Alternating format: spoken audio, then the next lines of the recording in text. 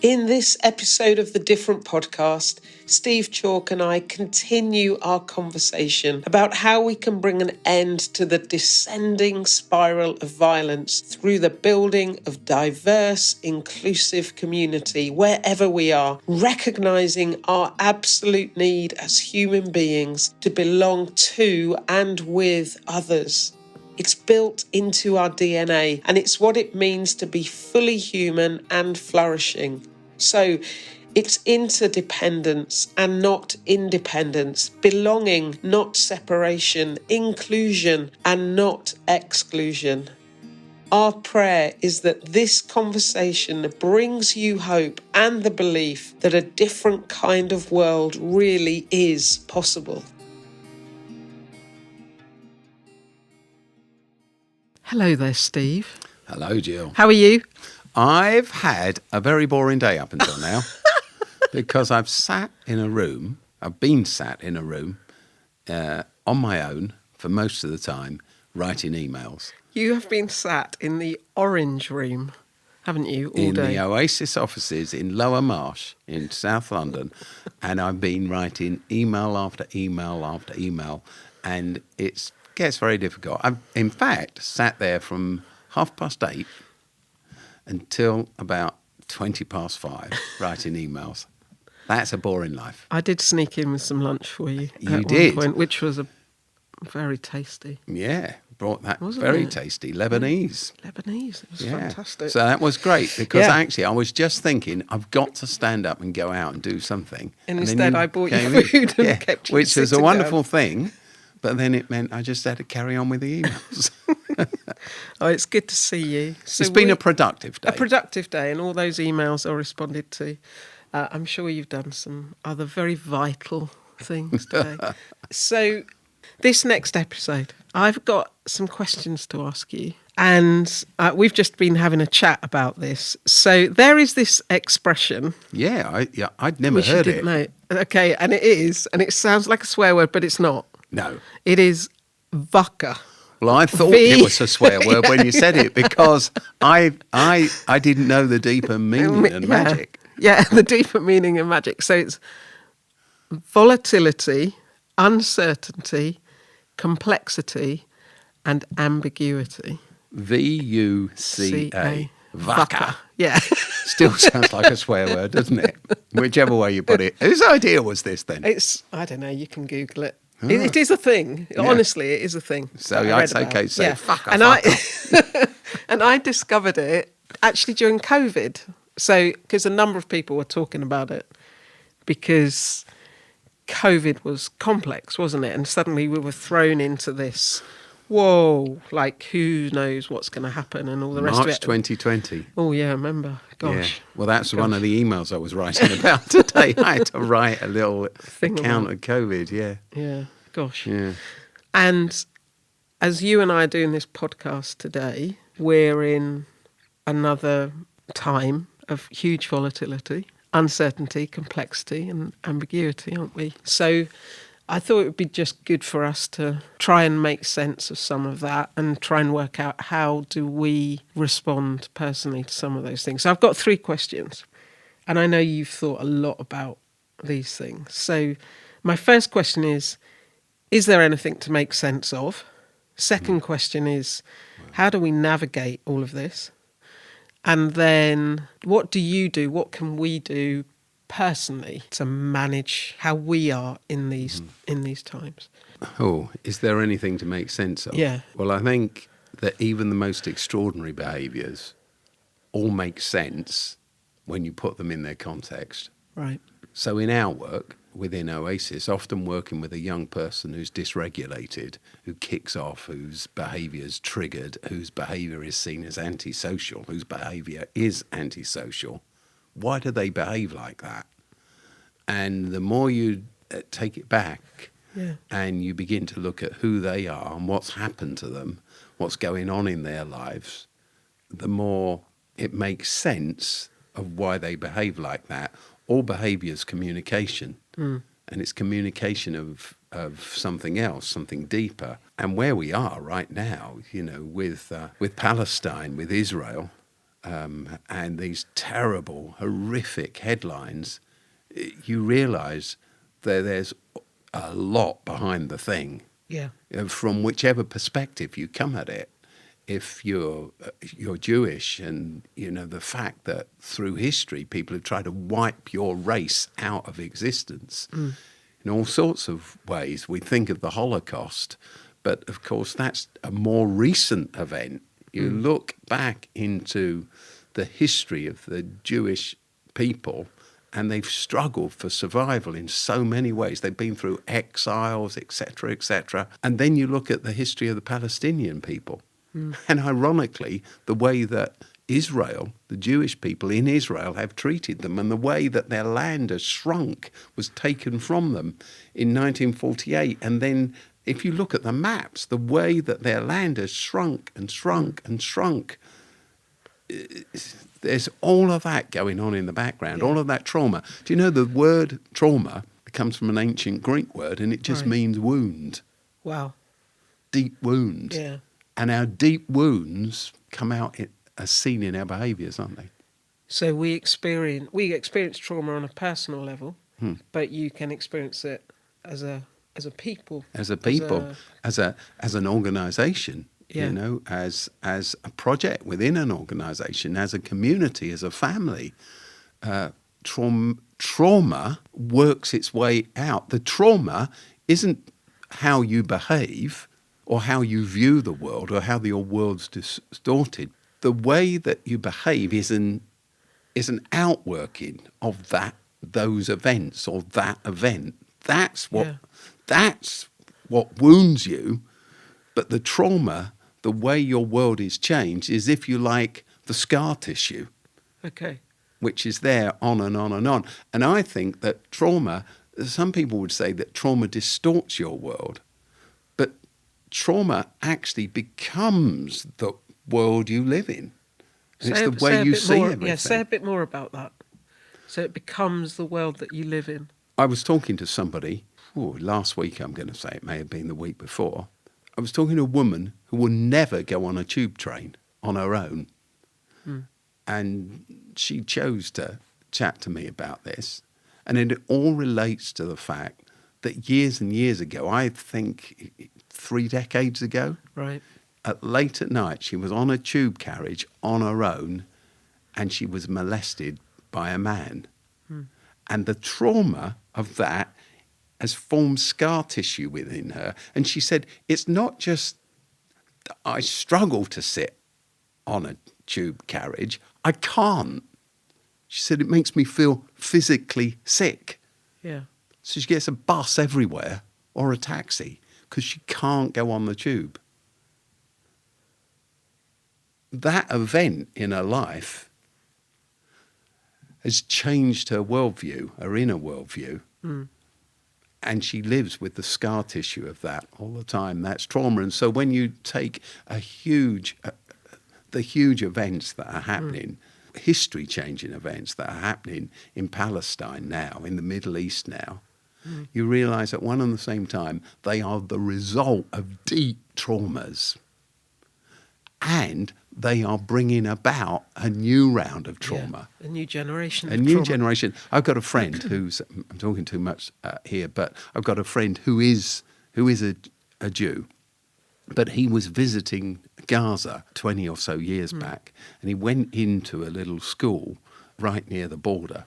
Yeah. And this was a primary school. And he says that you could hear the bullets flying. And at one point, all the kids in the playground ducked for cover in a corner up against the walls. And then he said to me just the other day, I wonder how many of those scared little boys, defenseless little boys, are actually Hamas terrorists now. So, I mean, that's a huge statement, Steve, isn't it? But it's that violence begets violence, right? Yeah. Hatred begets hatred. Violence always begets violence. Violence is a dead end, isn't it? Yeah. It seems like the easy way out. But, Nietzsche said this, didn't he? be careful in fighting the monster that you don't become the monster yourself. And none of that is to be critical of anyone, because we're all communicating what's inside us. So if you're a Jewish person, your history is baked into who you are. If you're a Palestinian person, your history is baked into who you are. And somehow it's about how we surface the trauma. Yeah.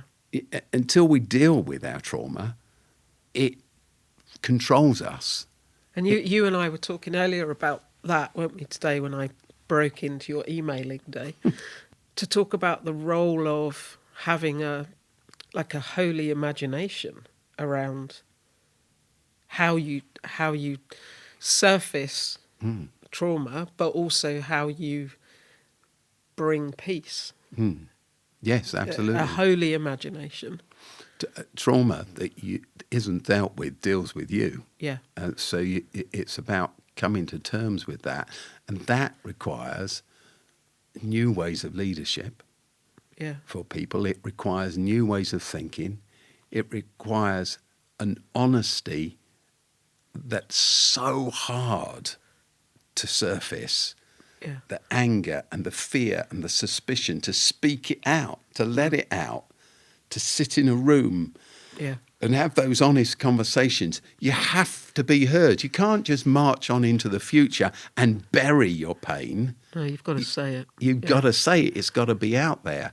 So your suspicions, your fears, your prejudices, your hurt, your pain has got to come out in order for you to move on. And of course, that's true of us all at every and any level, isn't it? Yeah.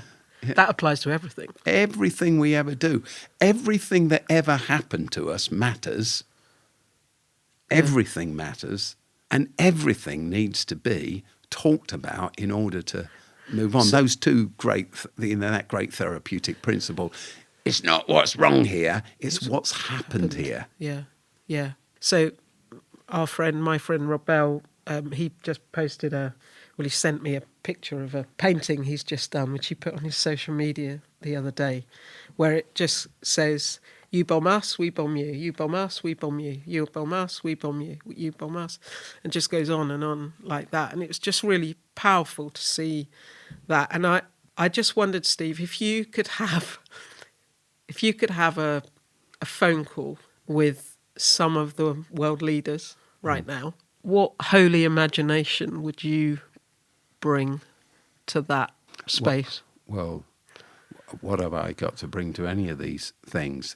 But I do think, however hard it is to acknowledge it, everything arises out of something prior. And the Hamas brutality and violence and murder, however unthinkable and horrendous it was unthinkable and horrendous, the pain it's caused is just, can you imagine what it's done? The scars it's brought, the grief it's brought that will be never ending. But however unimaginable and horrific it is, didn't arise out of a vacuum.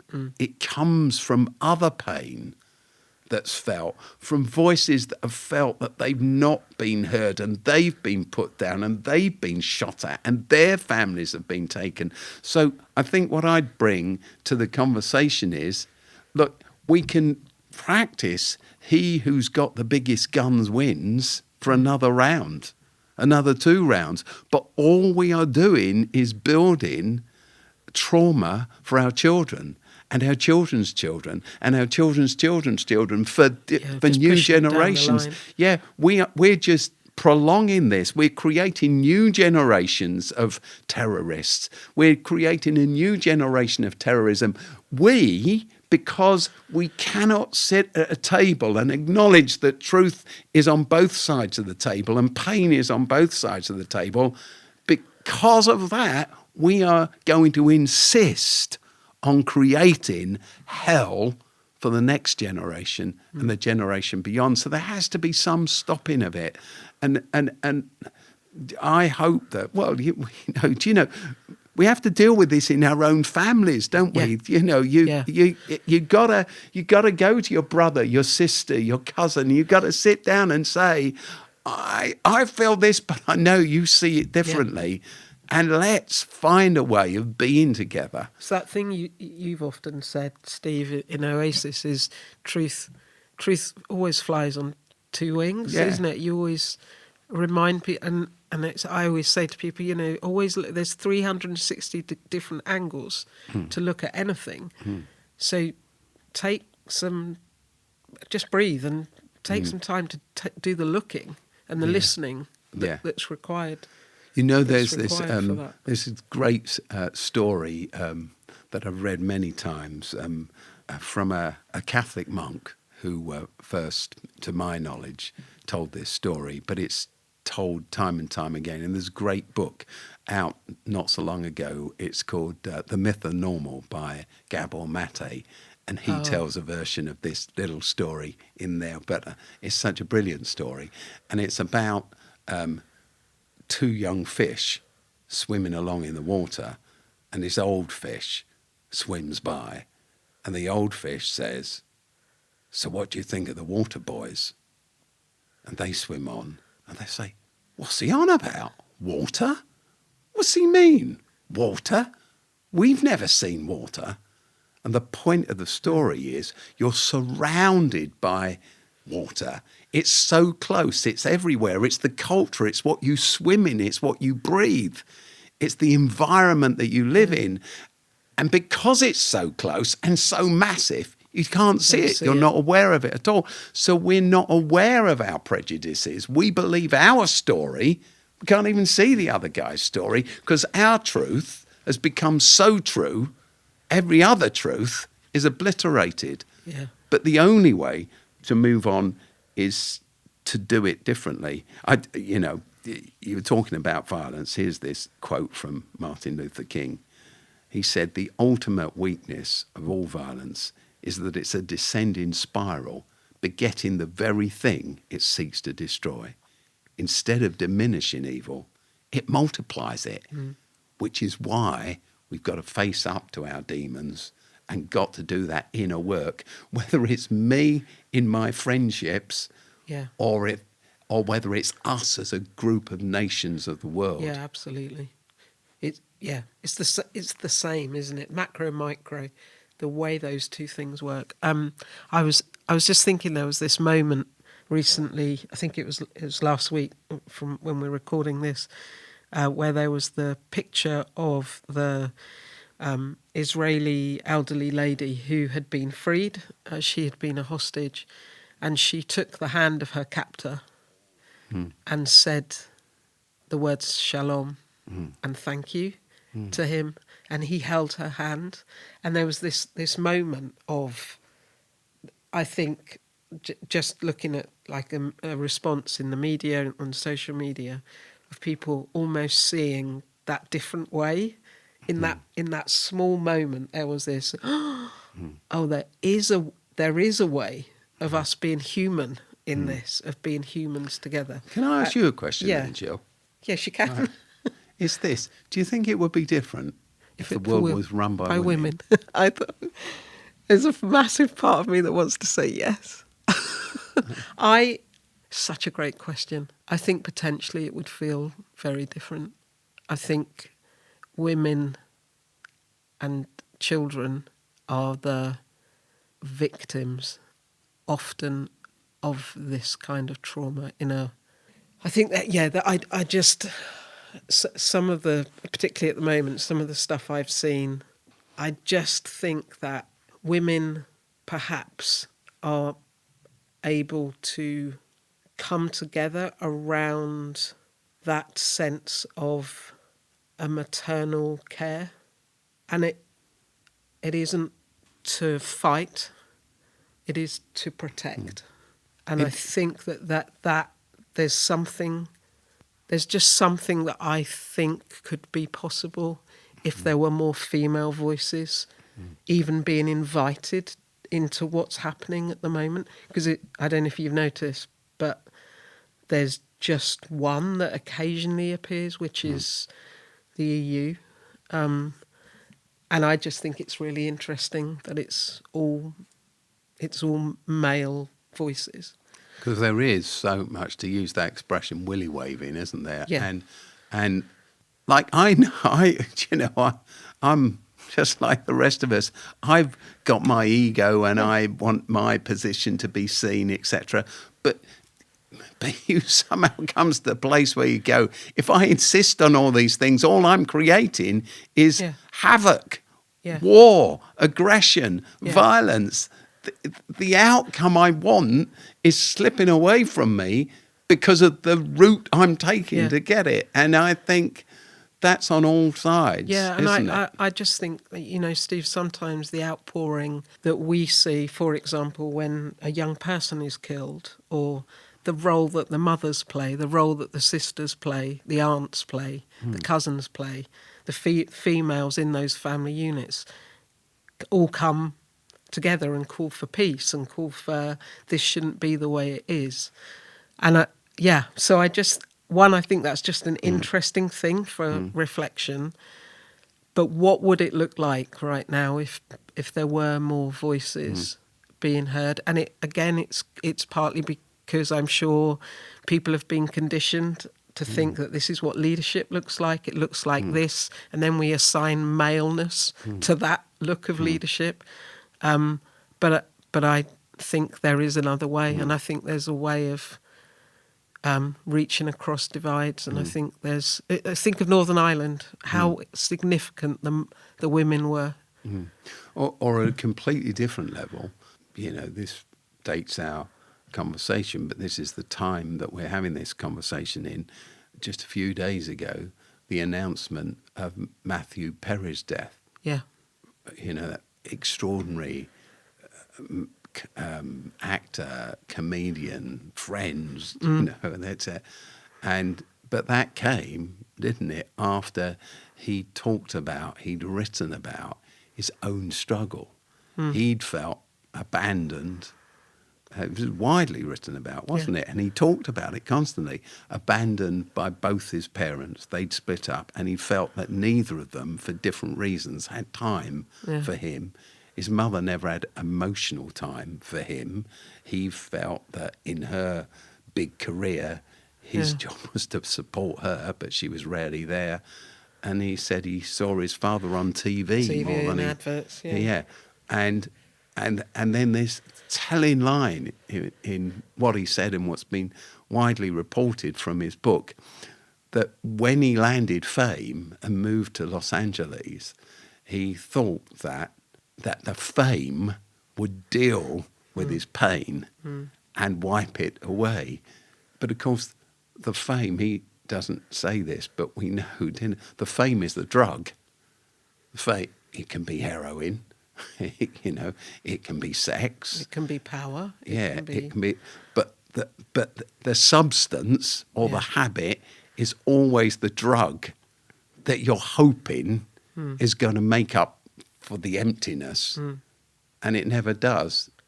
No. To quote Gabor Mate once again, he says that the trouble with all drugs of any sort, be it sugar or wine or beer, etc., etc., etc., or abuse, whatever it is, you can never get enough of what doesn't quite work. In other words, it makes you feel good for that moment. Yeah. You feel good because I've got a moment of fame. You feel good because I've drunk this wine and it brings me pleasure or calms me or helps me in this moment. You can feverishly serve people to give you that, can't you? Yeah.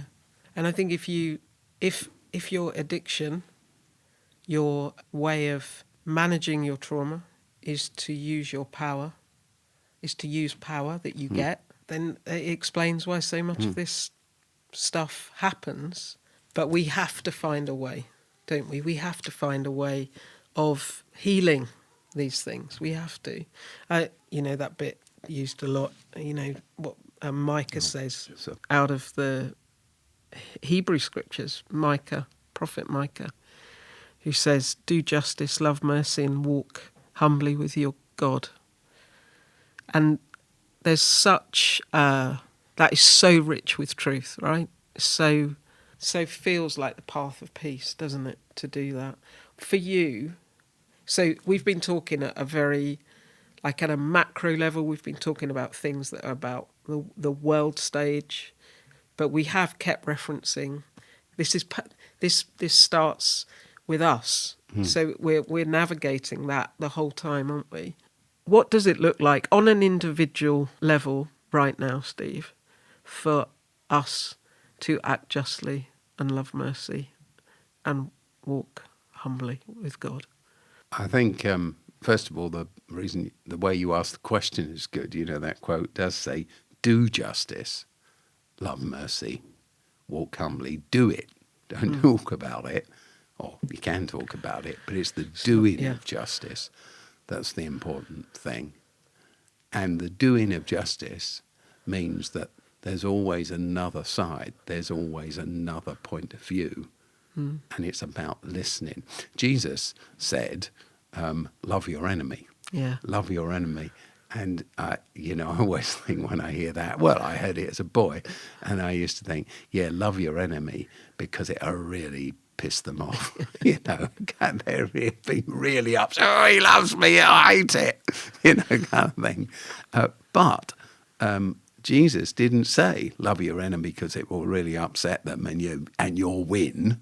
Didn't say that at all. Jesus said, love your enemy because in this way you become like your heavenly Father.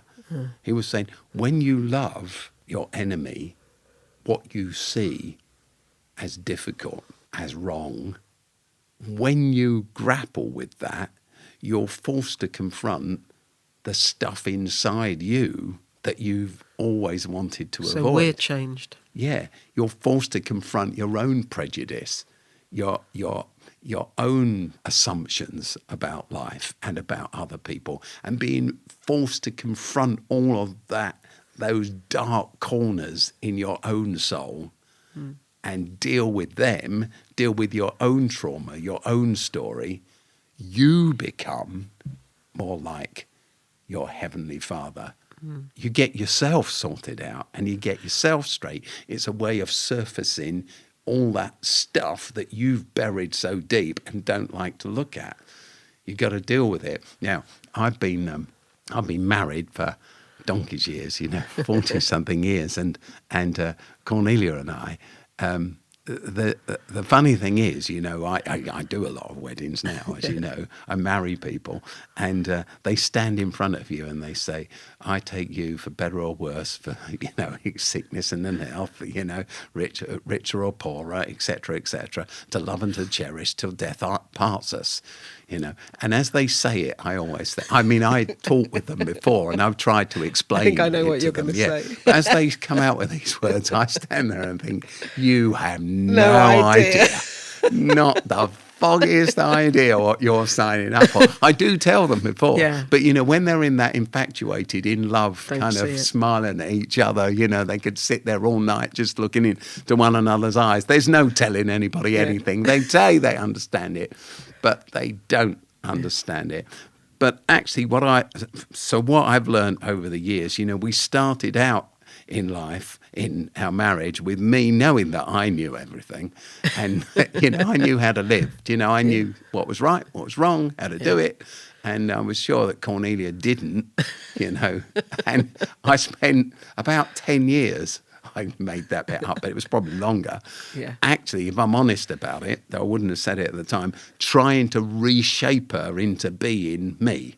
Yeah. And the problem was she was trying to reshape me into being her, to give me more of a love for colour and design and art and, et cetera, et cetera. And I was trying to get her to be more logical and come up with some strategies for how we move forward.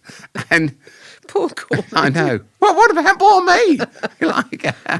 Anyway, slowly I realised that I had to really hear her and see her and stop trying to change her. And we've often talked about it. It was a wonderful thing how slowly it kind of, I don't know, it dawned on us both at the same time to let each other be and And then beyond that, for me to come to understand why some of the things that don't matter to me very much matter to Cornelia a lot. Yeah. She was a refugee.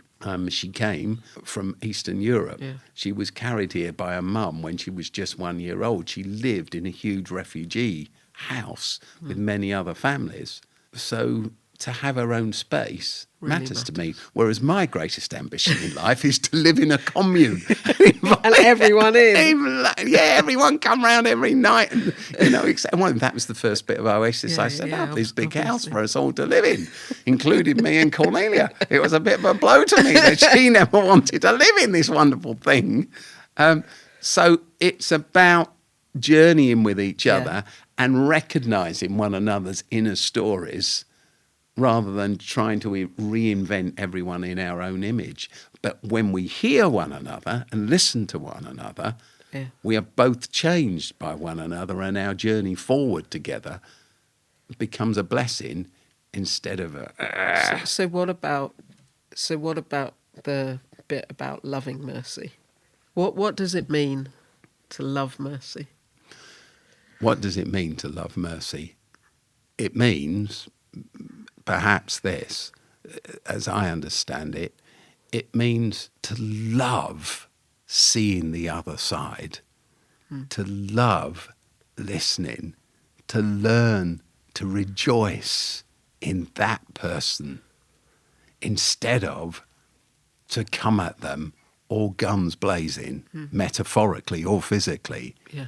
I know the way to go, and I've got to bend you to be like that. To love compassion, to love generosity. And even when the person has wronged you, perhaps this is the point at which the mercy bit, rather than compassion and the love and the generosity bit, it comes to real prominence. Even when I've been wrong, because, I'll get into trouble for saying this, Cornelia's wronged me. We've been married for 44 years. She's wronged me. I've wronged her 10,000 times more. Yeah. We've wronged each other. But the mercy bit and the compassion bit is when I know that happened, but I moved past. You love. Yeah. Years and years ago, I used to work for GMTV television when it existed. Yeah. And I was called the TV VUCA.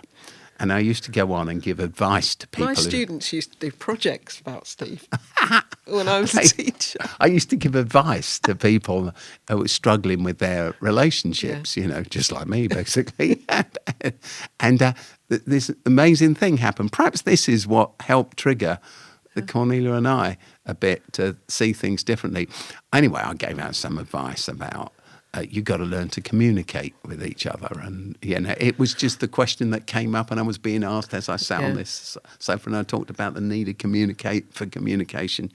And then after the show, somebody rang me up in the offices, which didn't happen very often. And somebody came and said, there's somebody on the phone who wants to speak to you. And I went along to this phone and I picked it up, and it was this elderly lady. And she said, I do like listening to you. She said, you talk so much sense most of the time. She said, but this morning, it was rubbish. She said... It's nice feedback. Yeah. And I said, because I realised, try to listen, go listen. She said, I've been married 54... I can't remember how many years. It was a lot of years, I've been married 54 years or whatever it was. And she said, let me tell you this. Over those 54 years, I've built up a bank bigger than you can possibly believe of all the things my husband has failed in, the times he's let me down, and he has an equally big stack of stories against me. The success of a marriage isn't the ability to communicate your list of complaints. Success in any relationship is built on the ability to forgive. And understand and move on. Yeah. Perhaps that's what mercy is about.